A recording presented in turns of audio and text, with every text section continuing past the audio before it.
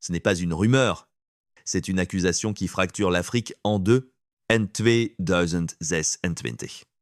Ibrahim Traoré ne se contente plus de gouverner le Burkina Faso, il ouvre une porte que beaucoup voulaient sceller à jamais l'assassinat de Thomas Sankara, et cette fois, le nom qui surgit n'est pas celui d'un rival local. C'est l'Ouganda, son armée, son appareil de renseignement. Ce que Traoré affirme, ce n'est pas seulement qu'il y a eu trahison, il dit qu'il y a eu réseau, coordination, présence d'opérateurs ougandais à Ouagadougou dans les semaines précédant le 15 octobre 1987, soutien tactique, partage d'informations, aide à ceux qui ont renversé Sankara, si cela devient une vérité acceptée. Alors une chose change immédiatement, la mort de Sankara cesse d'être une histoire burkinabé, elle devient une opération continentale, couverte par des cadres de coopération qui ressemblent trop à des couloirs d'influence. Et Traoré sait exactement ce qu'il fait. Ce n'est pas une colère, c'est une stratégie, car dans la mémoire africaine, Sankara n'est pas juste un président assassiné, il est une preuve vivante que l'indépendance n'était pas un slogan, qu'elle pouvait être un programme, et que ce programme a été stoppé par la violence. Traoré ne ressuscite pas Sankara. Il transforme son absence en arme politique. Et maintenant, Kampala se défend sans répondre. Un nom qui sonne comme un aveu, une esquive qui nourrit le feu, parce qu'une fois qu'on ose demander qui a tué Sankara, le continent est forcé d'ajouter une seconde question, qui a été utilisé pour le faire? Traoré ne vise pas seulement un pays, il vise un mécanisme. Car si l'Ouganda apparaît dans ce dossier, ce n'est pas parce qu'il aurait détesté Sankara. Ce n'est pas une affaire d'émotion, c'est une affaire de positionnement. Dans les années 1980, l'Afrique n'était pas un continent libre, c'était un échiquier, et chaque révolution était un signal d'alarme. Sankara arrive au pouvoir en 1983 et fait exactement ce qu'un système ne tolère pas, il refuse la dépendance. Il attaque la corruption, il défie la dette, il défie la France. Et surtout, il construit une idée contagieuse, l'autosuffisance comme dignité. Ce n'est pas une politique. C'est une infection idéologique. Dans le sens le plus dangereux pour ceux qui contrôlent les mines, les banques, la monnaie, les traités, le CFA franc, dans ce récit, n'est pas un détail technique, c'est une chaîne. Et Sankara ne voulait pas seulement la dénoncer, il voulait la casser. C'est là que l'histoire bascule, parce que Sankara ne reste pas isolé. Il parle à d'autres leaders. Il construit des alliances. Il évoque une Afrique unie qui ne demande plus la permission.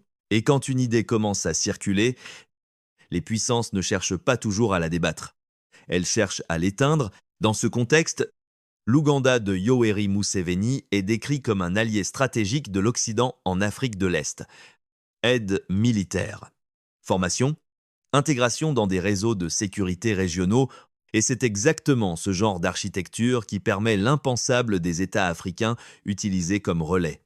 Des institutions africaines transformées en instruments, ce que Traoré suggère, c'est que la présence ougandaise à Ouagadougou n'était pas un hasard, ni une initiative individuelle, mais une pièce dans une coopération sécuritaire plus large qui servait des objectifs étrangers, et si cette logique est vraie, alors une règle devient terrifiante quand un leader africain devient trop indépendant. Il ne fait plus face à un ennemi, il fait face à un système.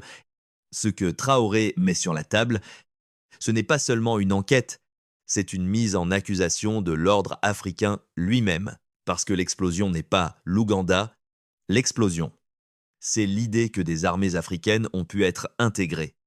Lentement, patiemment, dans une logique où l'ennemi n'est pas une menace extérieure, mais une révolution intérieure, et c'est là que l'affaire Sankara cesse d'être un dossier historique, elle devient un miroir. Les documents évoqués dans le récit rapport d'intelligence, pièces déclassifiées, éléments examinés par des enquêteurs travaillant pour le gouvernement Traoré, dessinent un schéma glaçant des opérateurs ougandais présents sur place, couverts par des accords diplomatiques ou militaires, fournissant appui tactique et coordination à ceux qui ont renversé Sankara. On comprend alors pourquoi cette révélation est plus dangereuse que n'importe quelle accusation contre un individu. Un individu peut être sacrifié, un système. Loï se défend. Et Traoré. Loï ne cherche pas une confession émotionnelle. Il cherche une rupture politique, il exhume les restes de Sankara, il relance les charges, il nomme les complices, il élargit le cercle. Et surtout, il refuse l'option préférée du continent, le silence diplomatique. Ce n'est pas du courage romantique, c'est un calcul, car une fois que l'on ose dire publiquement « nous enquêtons sur l'implication d'un autre État africain », alors le tabou s'effondre. Et quand un tabou s'effondre, tout devient instable. Kampala répond comme répondent les régimes qui savent qu'un dossier peut devenir une arme défensive, évasif, soigneusement formulé. Pas de démenti frontal, pas d'ouverture d'archives, juste cette formule toxique, aucune politique officielle, mais peut être des individus, c'est le genre de phrase qui ne blanchit personne. Elle repousse seulement l'incendie. Et l'incendie. Ah Loï se propage. Parce que si l'Ouganda admet, même partiellement, alors d'autres questions surgissent immédiatement. Qui coordonnait, qui finançait, qui protégeait, qui demandait, et si l'Ouganda refuse, alors l'autre possibilité devient plus explosive encore qu'un État africain puisse cacher, pendant des décennies, sa participation à l'élimination d'un des symboles les plus puissants du panafricanisme. Dans les deux cas, Traoré a déjà gagné une bataille, il a forcé l'Afrique à regarder là où elle détourne toujours les yeux. À ce stade, l'histoire n'est plus celle de Sankara, c'est celle de la loyauté, et c'est là que le récit devient insupportable. Le danger n'a jamais été uniquement Paris, Washington ou Bruxelles. Le danger, c'est quand une institution africaine apprend à travailler pour eux sans même avoir besoin qu'on lui donne un ordre direct. C'est exactement ce que Traoré attaque. Il ne dit pas seulement Sankara a été éliminé. Il dit « regardez comment on élimine ». Regardez les circuits, les accords, les formations, les échanges de renseignements, les cadres régionaux présentés comme de la stabilité, mais qui peuvent devenir des couloirs d'exécution. Parce que quand une armée africaine devient un instrument de politique étrangère, quelque chose se brise définitivement. La souveraineté cesse d'être un droit, elle devient une permission. Et une fois que la souveraineté devient une permission, la révolution devient un crime. C'est ça, le cœur de l'affaire. Ce n'est pas un procès contre l'Ouganda, c'est un procès contre une architecture où l'Afrique coopère, mais contre elle-même. Traoré, Loï comprend une chose que beaucoup feignent d'ignorer, les assassinations politiques n'appartiennent pas au passé. Elles sont un langage, et ce langage a été appris, répété, perfectionné, au point que l'élimination d'un leader ne soit plus une rupture, mais une option. C'est pour ça que son insistance n'est pas une obsession. C'est une alerte, il dit au continent si Sankara a pu être neutralisé ainsi. Alors tout leader qui refuse les traités poison peut être neutralisé de la même manière. Et à ce moment précis, l'affaire devient une guerre psychologique. Car ce que les puissances craignent le plus, ce n'est pas un président, c'est une génération. Oh, Traoré n'est pas décrit comme un simple chef militaire arrivé par hasard. Il est présenté comme le symbole d'une jeunesse africaine fatiguée, des dirigeants clients, des accords humiliants, des économies verrouillées, des promesses d'indépendance jamais tenues. Et cette jeunesse, elle écoute. Sur les réseaux sociaux, dans les universités, dans les marchés. De Dar es Salaam à Nairobi. La question n'est plus Sankara a-t-il été trahi? La question devient combien d'autres Sankara ont été trahis?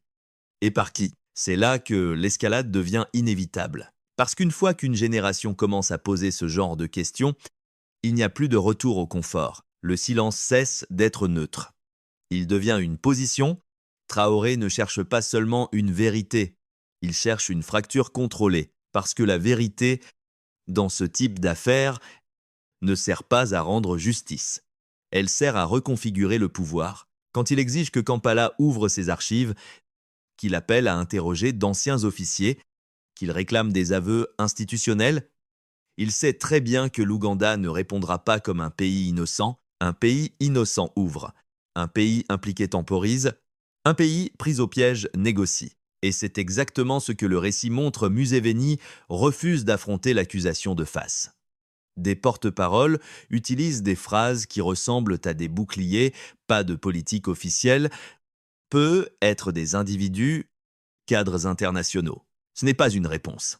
C'est une gestion de dégâts, et quand un État gère les dégâts au lieu de clarifier, il transforme une accusation en certitude sociale. Traoré le comprend. Il comprend aussi autre chose, la bataille la plus importante ne se joue pas dans les archives ougandaises, elle se joue dans l'esprit africain, car l'Afrique a été dressée à accepter l'inacceptable, elle a été dressée à croire que les coups d'État sont des accidents, que les assassinats sont des querelles internes, que les leaders tombent parce qu'ils étaient trop radicaux, et que la stabilité vaut toujours plus que la dignité. Traoré attaque cette éducation. Il dit non. Ce n'était pas une querelle, c'était une opération. Et si c'était une opération, alors les mots changent. La trahison devient un système. La coopération devient un camouflage. La diplomatie devient une protection des coupables. Et là, le récit devient insupportable pour les régimes africains. Parce qu'ils savent ce que Traoré est en train d'ouvrir un précédent, si le Burkina Faso pousse cette affaire devant la Cour africaine des droits de l'homme, ou même devant la CPI. Ce n'est pas seulement Kampala qui tremble, ce sont tous ceux qui ont vécu. Pendant des décennies, grâce à une règle non écrite, on ne fouille pas les morts politiques. Car fouiller les morts, c'est fouiller les réseaux. Et fouiller les réseaux, c'est exposer les alliances. Et quand les alliances sont exposées, le continent doit choisir. C'est là que la pression scénaristique devient brutale. Scénario 1, l'Afrique accepte la demande de Traoré. Alors une chose devient normale, un État africain peut demander des comptes à un autre pour une opération politique passée. Et si cela devient normal, alors les assassinats politiques cessent d'être une fatalité. Ils deviennent un crime traçable, punissable, contagieux dans l'autre sens, celui de la responsabilité, mais le prix est énorme, des archives s'ouvrent, des noms sortent, des régimes se fissurent, et certains dirigeants découvrent que leur long règne reposait sur des silences partagés. Scénario 2, l'Afrique refuse. Alors le message devient clair, les institutions africaines protègent les institutions, pas les peuples. Et une fois que ce message est accepté, une autre conséquence arrive, les jeunes ne croient plus à l'Union africaine comme horizon moral. Ils la voient comme un club de survie des pouvoirs. Et quand une génération cesse de croire, elle ne se contente pas de critiquer, elle cherche des ruptures. Scénario 3, l'Afrique reste silencieuse, c'est le plus dangereux et parce que le silence ne calme pas. Il pourrit, il permet à Kampala de nier sans nier. Il permet aux autres de se cacher et il enseigne une leçon terrifiante qu'on peut tuer un révolutionnaire. Attendre 30 ans. Puis continuer comme si de rien n'était, c'est exactement ce que Traoré refuse. Il refuse que l'Afrique avance sur des fondations de mensonges. Parce qu'il sait qu'un futur bâti sur le mensonge n'est pas un futur. C'est une prison décorée. À partir d'ici, Traoré n'est plus seulement un président. Il devient un test pour l'Afrique, un test pour ses institutions, un test pour sa capacité à se regarder sans détourner les yeux, parce que ce dossier ne parle pas seulement d'un crime, il parle d'un pacte. Le pacte du continent avec lui-même, on oublie, on enterre, on avance. Sauf que Traoré brise ce pacte, il dit on n'avance pas, en survie, et la survie n'est pas la liberté. Le récit insiste sur une chose, cette confrontation n'est pas seulement historique, elle est actuelle. Elle révèle comment les relations militaires, les accords de sécurité, les réseaux de renseignement ont pu fonctionner comme une extension de logique étrangère, tout en portant un drapeau africain. Et c'est ça qui fait mal, parce que le colonialisme classique avait un visage, le néocolonialisme. Un Louis peut porter un uniforme africain. Traoré transforme alors Sankara en preuve, pas en mythe, pas en nostalgie. Une preuve que l'idée d'indépendance réelle existe et qu'elle déclenche toujours la même réaction, la neutralisation. Il sait aussi que la menace n'est pas seulement externe. Un leader qui défie les arrangements établis ne met pas en colère uniquement des capitales occidentales. Il met en danger des réseaux africains de pouvoir qui vivent de ces arrangements, et quand ces réseaux se sentent menacés, ils ne répondent pas par des arguments. Ils répondent par des mécanismes. C'est là que l'affaire Sankara devient un avertissement vivant. Le message implicite est clair. Vous avez tué un Sankara. Vous ne tuerez pas l'idée. Mais vous pouvez essayer de tuer ceux qui la portent Traoré. Dans ce récit, n'ignore pas cette réalité, il la regarde en face, et c'est précisément ce qui rend son geste plus lourd que ses discours, parce qu'un discours peut être applaudi puis oublié. Une enquête, elle, oblige à choisir. Elle oblige les autres États à se positionner, elle oblige les sociétés civiles à se mobiliser, elle oblige les militaires à se justifier, et surtout, elle oblige les peuples à se demander qui nous protège réellement. Car si les armées africaines peuvent être utilisées contre des leaders africains au nom de cadres internationaux, alors la sécurité régionale devient un mot vide. Et quand la sécurité devient un mot vide, la souveraineté devient une illusion. C'est exactement l'escalade que Traoré fabrique, il pousse le continent vers un point où il ne pourra plus se contenter d'une posture. Ce que cette histoire révèle, au fond, c'est une chose simple. L'Afrique a souvent été divisée non pas par ses ennemis, mais par ses dépendances. Et quand Traoré parle de Sankara, il ne parle pas seulement d'un homme mort.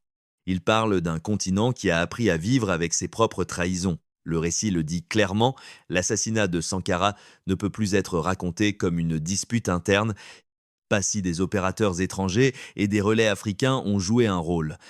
Pas si des accords de coopération ont servi de couverture. Pas si des institutions africaines ont été intégrées dans des réseaux de contrôle. Et là, l'Afrique se retrouve face à une question que personne ne voulait poser. Comment parler de solidarité panafricaine si nos propres armées ont pu servir à éliminer nos leaders les plus visionnaires?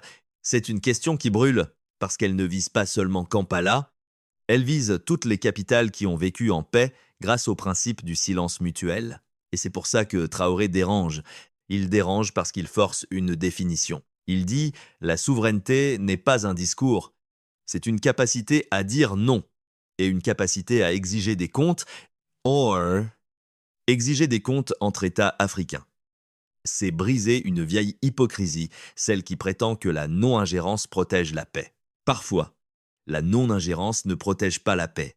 Elle protège les crimes, et une fois que cette idée est acceptée, un basculement se produit, les peuples commencent à comprendre que l'indépendance n'a jamais été seulement confisquée par l'extérieur.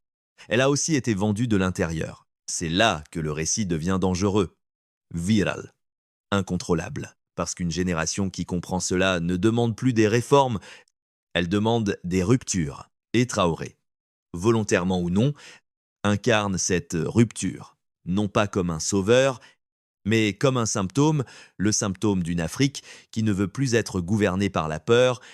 La vérité, c'est que cette affaire ne se terminera pas par une phrase officielle, elle se terminera par un choix. Soit l'Afrique accepte d'ouvrir ses archives, de regarder ses propres institutions, de reconnaître que certains crimes ont été commis avec des complices africains, et alors une nouvelle norme naît la responsabilité. Soit l'Afrique refuse, se protège, se tait, et alors une autre norme naît, l'impunité devient un héritage. Et une fois que l'impunité devient un héritage, plus personne n'est en sécurité.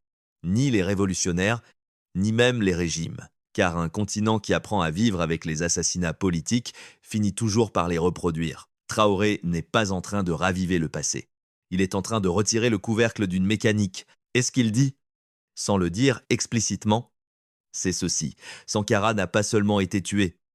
Il a été neutralisé parce qu'il avait prouvé que l'Afrique pouvait se gouverner autrement. Etcha, c'est insupportable pour tous ceux qui vivent du contraire. Aujourd'hui, Kampala esquive. Demain, d'autres capitales esquiveront.